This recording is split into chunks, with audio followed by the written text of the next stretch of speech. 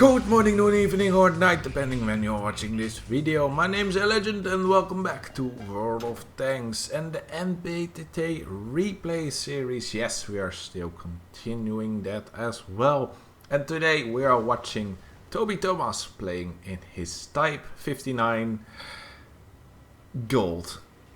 Yeah, and I know, you don't have to spell it out for me.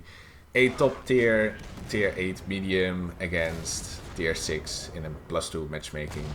I mean, is it really going to be an interesting game and not just a full-on ruffle stomp? Well, you'll be the judge of that in the end. But I think there are still going to happen a few things that are interesting.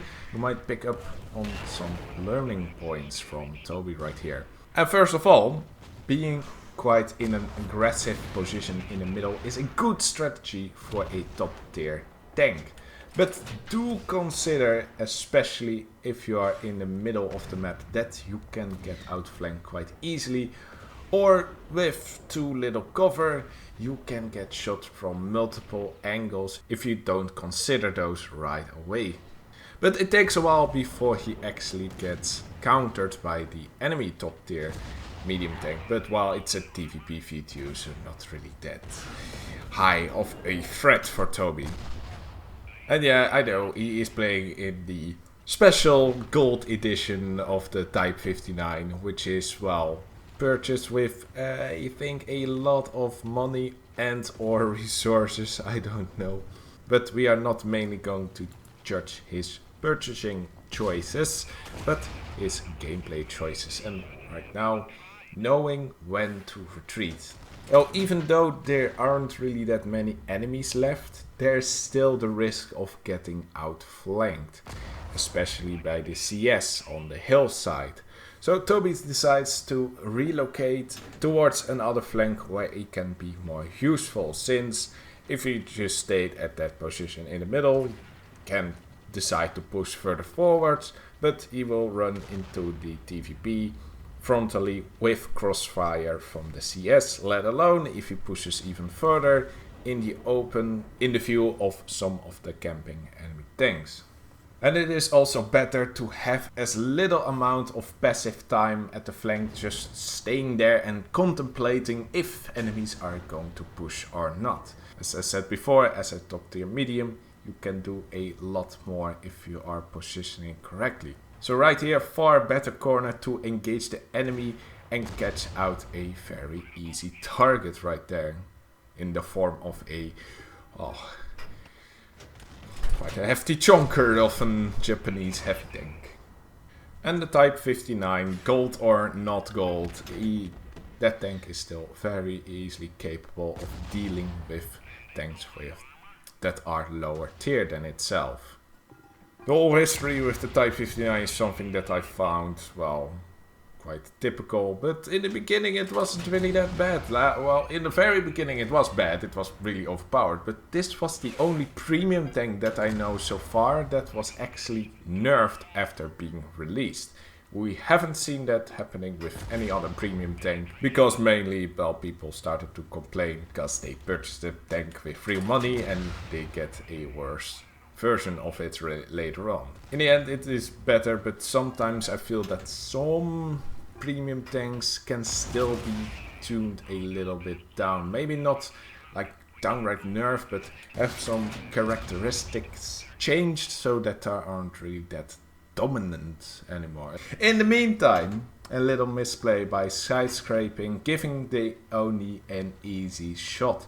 But he has been quite dominant so far, so the overconfidence is understandable at that moment. However, with a battle still this close tight, try to keep humble and preserve as much hit points as you can, unless you really don't have the choice. Don't have a choice. So not going to push out in the open on the enemy side, instead focusing down the isolated enemy is the correct choice, like right here. And wow, that poor Sherman is just experiencing the excellent +2 matchmaking in its full glory right here. Yeah, is that game just not amazing? Is that +2 matchmaking still... I mean, after so much time, it's still not treated and people are still complaining about it. So yeah, great game still. I'm being so cynical. Oh, don't pay attention to that. And now he has the chance to get all the way to the enemy base on this flank with more cover. However, knowing that the tier 8 Czech tank destroyer is on the other flank, he estimates that going through the central is viable since it cuts down some travel time. Although in this case it would also be okay to continue the flank and first catch the Cromwell and artillery instead of those in addition to the 88, who he is trying to focus down first. But the Type 59, gold or not, right now in its current state is, well, it's okay. It's on the stronger side, but it's not ridiculous overpowered.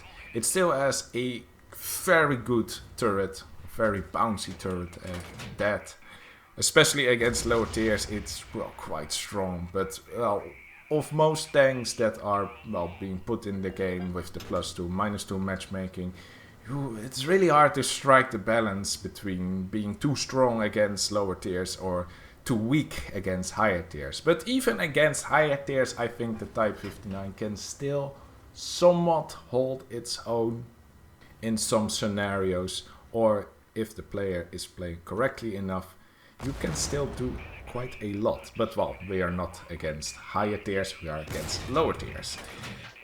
And the only issues that those are bringing is giving him some critical damage. And now that his gun is damaged, he actually has some trouble dealing with the 88. It takes a bit longer, but at these close ranges, enough rounds would find their way to the target eventually.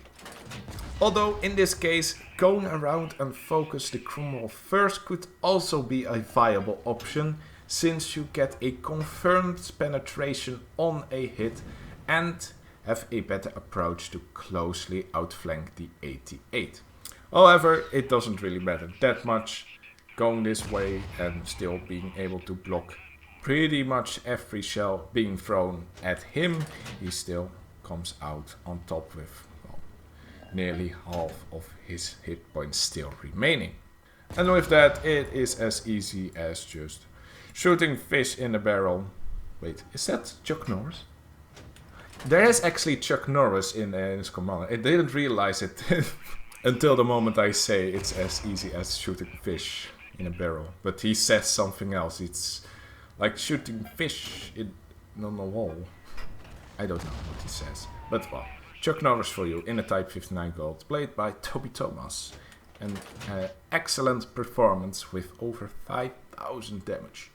And despite being top tier, playing against tier 6s, he still managed to get a lot of XP and credits out of this game. With an ace tanker, a Pascucci's medal, top gun, steel wall and high caliber. He's managed to do over 5,000 damage, 7 kills, which results in a whopping 1757 base experience, which is highly exceptional if you are playing in a tier 8 against tier 6 tanks, because we all know you get more experience if you are managed to damage tanks that are higher tier than you. So in order to get those numbers in this kind of matchmaking, well, even though steel clubbing might be a case right here, especially with the gold, this is still a very admirable result. And well, credit wise, since some gold was spammed, he still managed to get a very nice profit out of it, with or without premium account even.